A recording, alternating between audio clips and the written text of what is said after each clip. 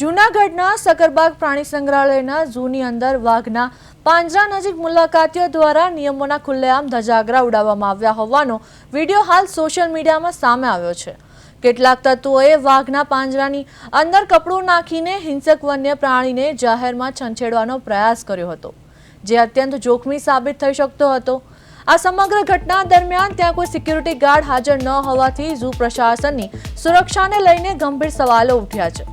સકરબાગ ઝૂમાં દરરોજ હજારો પ્રવાસીઓ વન્ય પ્રાણીઓને જોવા આવતા હોય છે, ત્યારે પાંજરાની આસપાસ પૂરતી સુરક્ષા હોવી અનિવાર્ય છે। જો વાઘ ઉશ્કેરાઈને કોઈ મોટી દુર્ઘટનાને અંજામ આપત તો તેનો જવાબદાર કોણ? પ્રવાસીઓની આવી જોખમી હરકતો અને તંત્રની લાપરવાહીને કારણે વન્યજીવ પ્રેમીઓમાં ભારે રોષ જોવા મળી રહ્યો છે।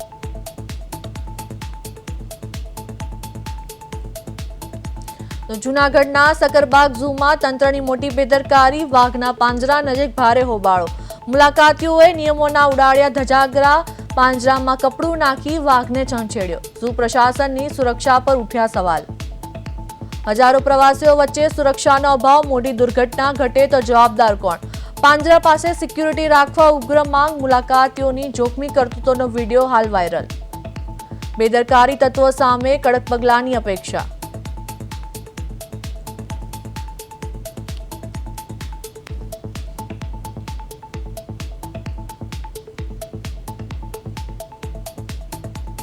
જૂનાગઢના સકરબાગ ઝૂમાં તંત્રની મોટી બેદરકારી, વાઘના પાંજરા નજીક ભારે હોબાળો, મુલાકાતીઓએ નિયમોના ઉડાડ્યા ધજાગરા, પાંજરામાં કપડું નાખી વાઘને છંછેડ્યો।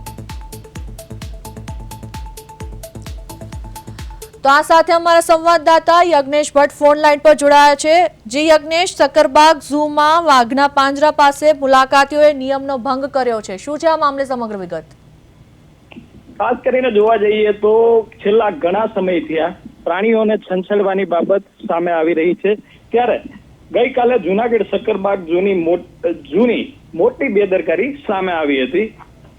વાઘના પાંજરા નજીક ભારે હોબાળો થતા મુલાકાતીઓએ નિયમના લીરે લીરા ધજાગરા ઉડાવ્યા હોય તેવું પણ જોવા મળી રહ્યું છે। ખાસ કરીને આ જે વાયરલ વિડીયો છે તેમાં પાંજરામાં કપડું નાખી વાઘને છંછેડવામાં આવી રહ્યો છે તેવું ખાસ કરીને આપણે જોઈ શકીએ છીએ। ઝૂની અંદર સિક્યુરિટી પણ હોવી ખાસ જરૂરી છે। વન્ય પ્રાણીઓ પાંજરાની આસપાસ હજારો પ્રવાસીઓ આવતા હોય છે, કોઈ મોટી દુર્ઘટના ઘટી હોત તો જવાબદારી કોની? ઝૂ પ્રશાસનની સુરક્ષા સામે પણ હાલ સવાલો ઉઠી રહ્યા છે। જી યજ્ઞેશ, આ વિડીયો સામે આવ્યા બાદ ઝૂ પ્રશાસને જવાબદારો સામે કોઈ કાર્યવાહી હાથ ધરી છે કે નહીં?